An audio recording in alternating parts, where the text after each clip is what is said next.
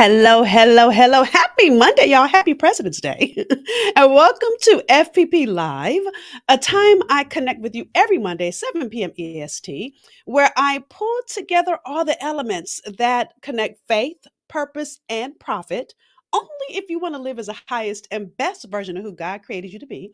So, yes, this is for you if you are looking to start or grow your business alongside your 9 to 5, or if you are really looking for what's your next best corporate move because you've tapped out, you've gone as far as you can go, you are feeling stuck in a job that just no longer fits your gift.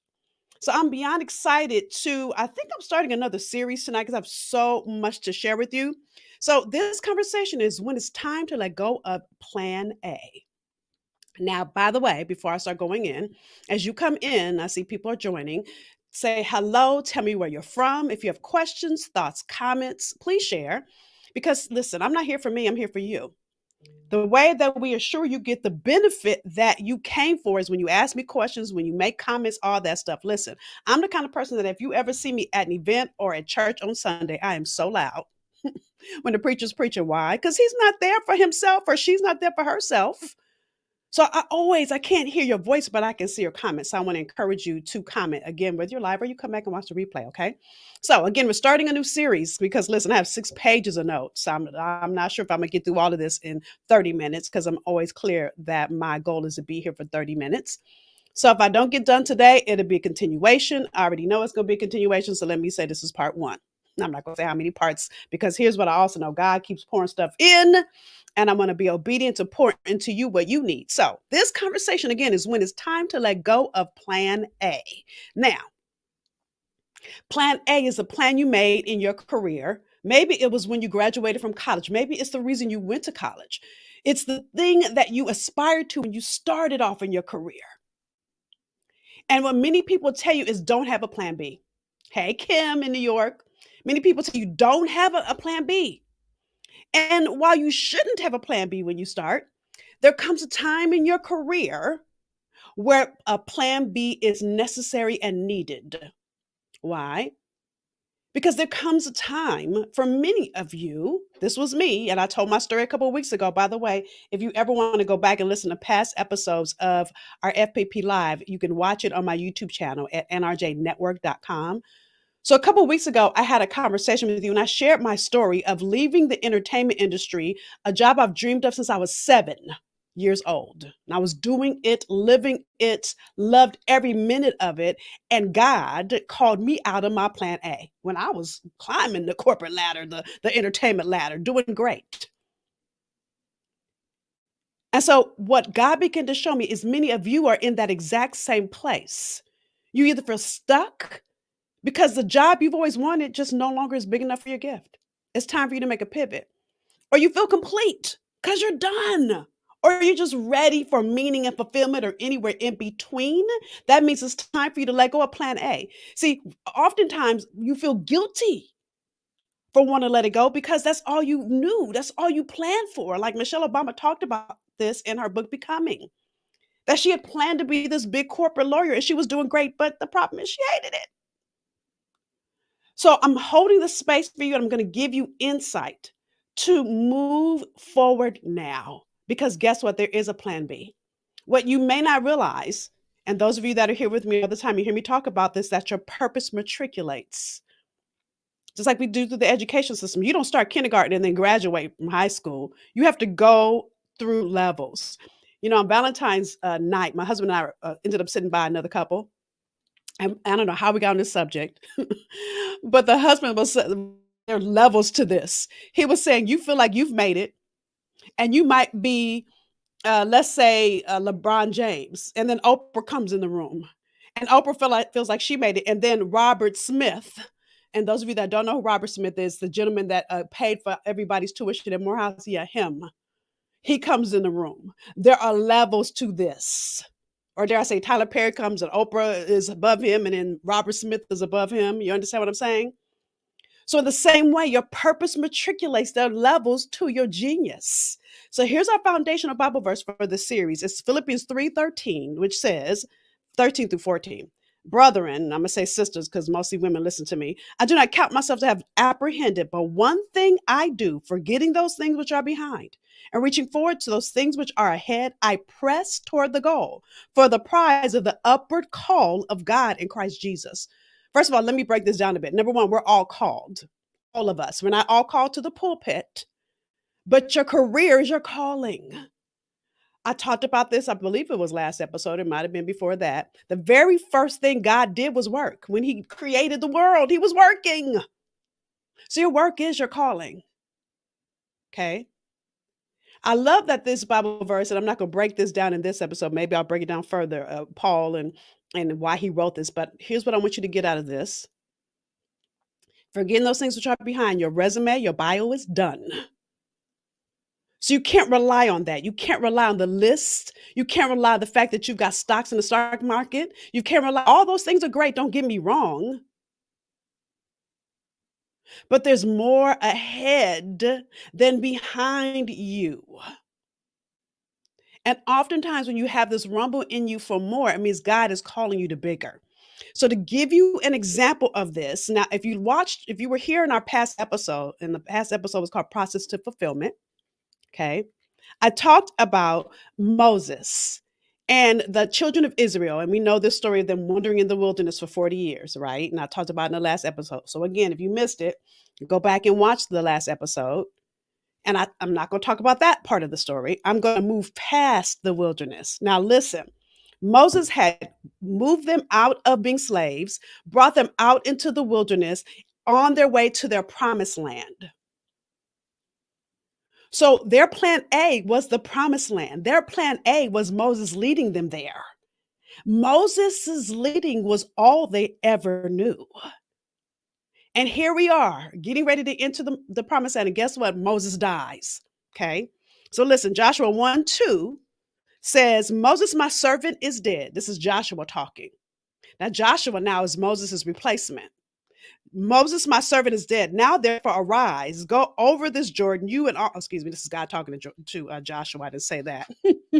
Moses, my servant, is dead. Now, therefore, arise and go over this Jordan, you and all this people, to the land which I'm giving to them, the children of Israel. So God is saying, listen, Moses might be dead, but I need you to go lead them now. So can you imagine what Joshua must have felt like? First of all, I got to go tell the people that Moses is gone. I have no explanation of what happened. And now you want me to lead them? And that's all they've ever known. So Joshua had to let go of everything he thought he knew. He had to let go of plan A. Then moving on. So that was verse 2, chapter 1. Now moving to verse 10, because stuff happened in between. Don't have time to walk through all of that with you. Then Joshua commanded the officers of the people, saying, now listen, so Joshua got himself together, realized that God was matriculating him. Come on, somebody. And now he has to go convince all the other people the same thing that he had to convince himself around. I need y'all to get this. So here's what he says. Pass through the camp and command the people, saying, prepare provisions for yourself. For within 3 days, you will cross over this Jordan to go and to possess the land which the Lord your God is giving you to possess. So in order for them to possess this new thing, well, it was really plan A, but it was different than they thought it was going to be. Again, Moses was all they ever knew. They had to do it uncomfortable because their comfort was in Moses, and now he's gone. They had to realize that an opportunity, a door was closing and another one was opening. So if I use my own self for an example, I worked in the entertainment industry. When God was closing that door and he started leading me to do this thing in 1993, which I didn't know what to call it. That's I always say this thing when I tell my story, y'all. I didn't know what to call this that I do now because I ain't never heard of this. We all call it coaching now, but I didn't know what this thing was. Training and development, but I didn't know what this thing was. All I knew was producing and casting, which I'm really great at. But guess what? I realize now I produce and I do casting in my business. When I'm working with entrepreneurs, I'm producing all the ways your gift, your brilliance, your genius is meant to serve those that need you through programs and products and coaching. And my team and I produce you. When I'm working with corporate executives or in corporations, I'm doing casting because I'm putting you in the right role that Well, let me say it this way. I'm putting you in the role that serves your gifts the best, which when you're a casting director, you can see people's gifts and you know what role is going to fit them. I remember getting scripts and before I would even do a casting call, I'm like, oh, I know who exactly this person is. And I can make a phone call to an agent and say, your so-and-so client, this script has her name all over it. She needs to come audition. Well, I do the same thing in corporations. See, what I didn't realize is God was opening a new opportunity, but he was using my same gift. For many of you, you don't understand plan B, so you won't try it. You sit in mediocre, you sit in status quo. Yeah, you're successful and you can still sit in mediocre and status quo. So I'm going to give you three things you've got to do. Let me see if we can get through all three to understand, to step into new. Listen, Mark 2:22 says, and no one puts new wine into old wineskins. See, what was happening with the children of Israel is God was trying to give them new wine. There needed to be a new direction only Joshua could give. Moses had to go in order for that to happen. Come on, somebody. So I'm getting excited, right? And so they too had to let go of everything they thought they knew and follow new direction, new focus. And for many of you, that's the exact place. You can't do what, listen, oftentimes many successful women that I get to work with, and I always say I have a few good men on my client roster too, so men don't think this apply to you, but I'm talking to the successful women that I usually work with. Listen, you try to do the new thing with the old way. Like, maybe you have this degree over here, or you've gotten success because you've done these things in this way to climb the corporate ladder you've climbed to get to that director position, that corner office, and all that's great. But all that's not going to work when God is matriculating you. It's like me trying to do algebra in my trigonometry class, even though I never took trigonometry, my algebra in my geometry class. But I needed algebra to do geometry. I needed biology to do chemistry. Y'all get what I'm saying? So, in order for you to go after the high calling, forgetting those things which are behind, reaching forward to those things that lie before you, you got to press. Okay. So, this week, I'm going to talk to you from what's your priority because I want you to get your priority right. Like my aunt used to always say to me, get your priorities together, my mother rather, get your priorities together. Priority means something given or meriting attention before competing alternatives. Something given or meriting attention before competing alternatives. That's definition by Webster. Okay. So there are three things you got to do to get your priorities together, as my mother used to say when I was acting up in high school or elementary or college. Yeah, college was probably worse. Anyway, when you got to check your focus. Now, I want you to get this. When you're doing the thing you do in your career, are you focused on making money? Are you focused on status? Are you focused on stock market? Now, I'm not saying God doesn't want you to make money. I'm not saying that. I'm not saying that you shouldn't have stocks or savings or retirement. All of that is smart, but that shouldn't be your focus. Matthew 6:33 says, "But seek first the kingdom of God and his righteousness, and all these things shall be added to you." When I start focusing on making money and start focusing on how God wanted me to serve, clients come to me effortlessly. When I start focusing, oh my God, I'm not going to make money because every now and then I get in my flesh too. Oh, I got to make this amount. Listen, I have bigger amounts I got to make now. When I focus on that instead of focusing on who God called me to be, the stress shows up. Instead of me focusing on what I'm called to do. And some of you don't even know what you're called to do, right? So I need you to understand this. I talk about this all the time. This is my foundational Bible verse to everything I teach. Genesis 1:28. Then God blessed them and God said to them, be fruitful and multiply, fill the earth and subdue it. Now, yes, that means children, but it also means for you to fill the earth with your genius. But it says be fruitful. See, money doesn't produce fruit. Money is a byproduct of fruit. Your purpose is what produces fruit. So are you focused on making money or are you focused on your purpose? What's your focus? Because if you're focused on money, then there's a Bible verse that says money is the love of money is the root of all evil. That love is because money is the focus. Instead, when you focus on doing the thing God called you to do, money comes. Listen, every person that did the thing God called them to do in the Bible was wealthy. See, God doesn't, I don't know where somebody wrote that you got to struggle to serve God. That is not real. But He doesn't want you to have greed as your focus. You guys, get the difference? So you really got to check your focus and look at your priorities. Okay. Number two, purpose or purpose over money and the purpose over position. Now, I think is so interesting with this whole thing with Joshua is the children of Israel had to shift their perspective. They had to shift how they were looking at how they were going to get to the promised land. So even if, again, I use myself as an example, I know I was born to produce. So it was so hard for me to think of walking away from the entertainment industry. When God began to show me years later, hey, Rain, tell everybody where you're from. And by the way, listen, if this stuff is good to y'all, please share because I'm here for y'all, right? So listen, first of all, God is trying to see if He can trust you. There's a story of Abraham. Did I write this story down? Well, I hope I did. In the Bible. Now, listen, I did. Okay, so let me tell you this story because I feel like it's right here. I'm all out of order for my notes. But listen, if you know the story of Abraham in the Bible, God promises Abraham a son in his old age. So first of all, Abraham is like, really, Lord? You will let me have a son? Oh, okay. So then Sarah has the son. Sarah has the son, right? What was his name? Dang it, Isaac. His name is Isaac. So Sarah has Isaac. And then God says to him, right? Where is it?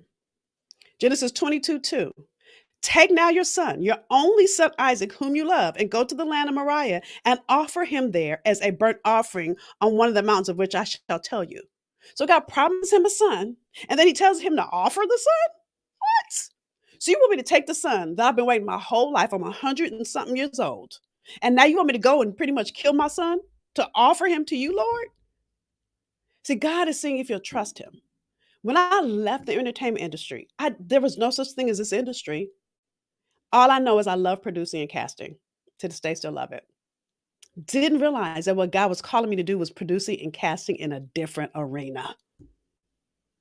All I did in that moment was trust God. And many of you won't hire a coach because you can't figure out how, or you won't move past the industry you're in because you can't imagine not. What if Michelle Obama would have never left law? What if Michelle Obama would have stayed a lawyer and didn't learn all that she learned being a hospital administrator, or she worked the nonprofit in a hospital, working in nonprofits? I think those two things, her law degree and her nonprofit administration experience, is what blessed us as a nation when she became our first lady. She didn't know the White House was coming. God knew. So listen, Abraham, imagine what Abraham felt. Tears in his eyes. He has to tell his son, come on, we're going up to the mountain. And the son is like, well, and if you read this in Genesis, the 22nd chapter, he goes on. The son is like, well, what are we sacrificing? You don't have no animal. And Abraham's like, don't worry, God's going to provide the animal. No, baby, I'm about to kill you. He doesn't tell Isaac any of that. They get all the way to the top of the mountain. And then God says, do not lay your hand on the lad or do anything. This is verse 12. So this is Genesis 22:12. And God said, do not lay your hand on the lad or do anything to him. For now I know that you fear God, since you have not withheld your son, for your only son from me.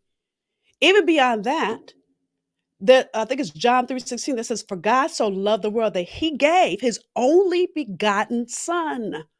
God gave first.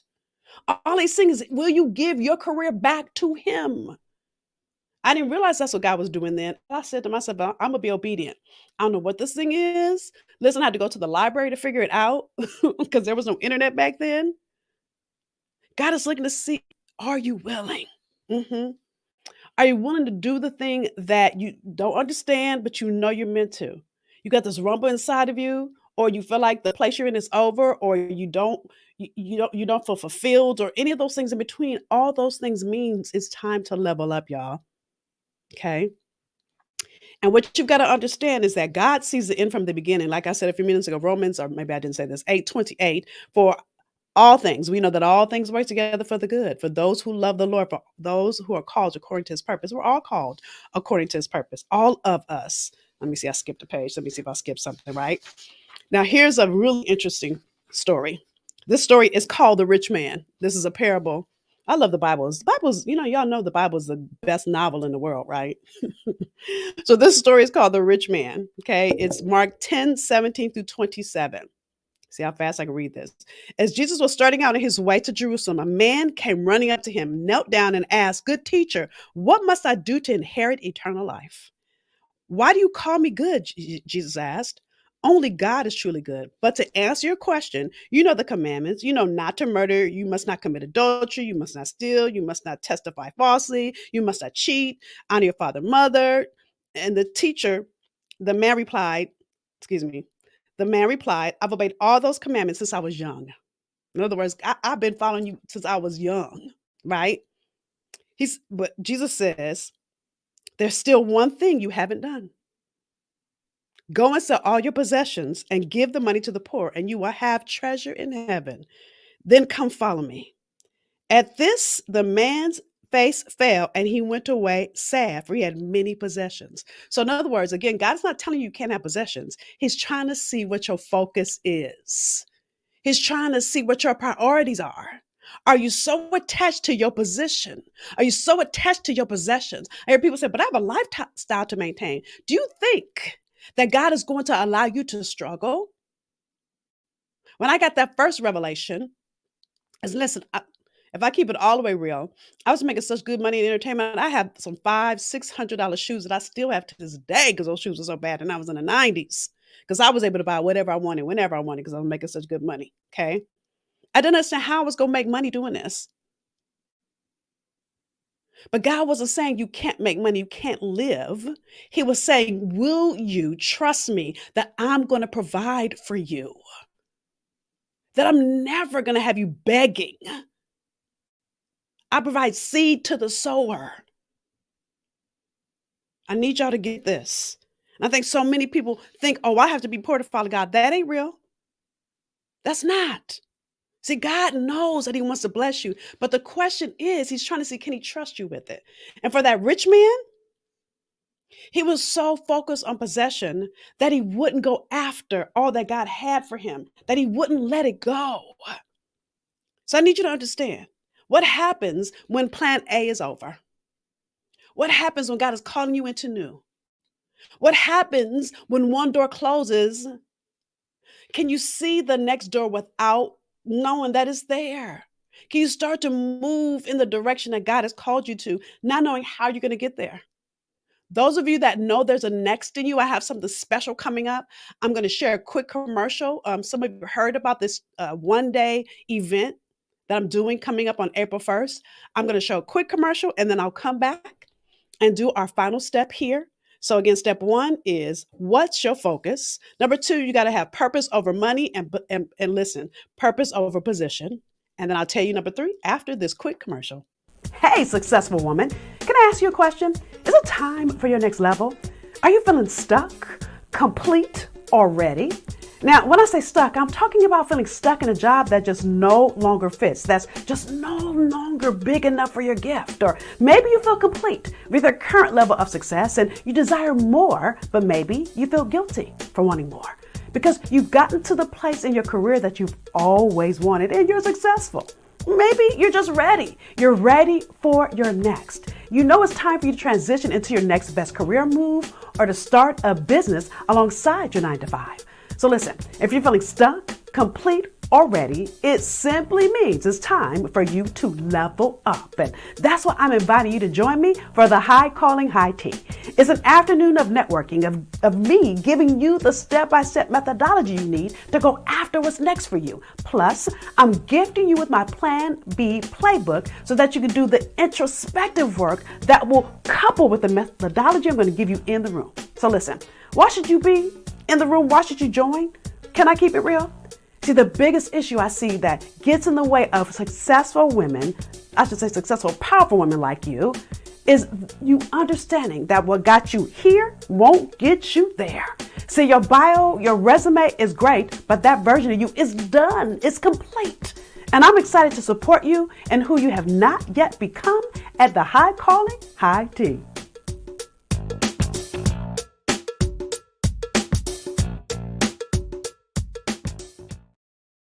Again, it's on April 1st. If you know, now is your time.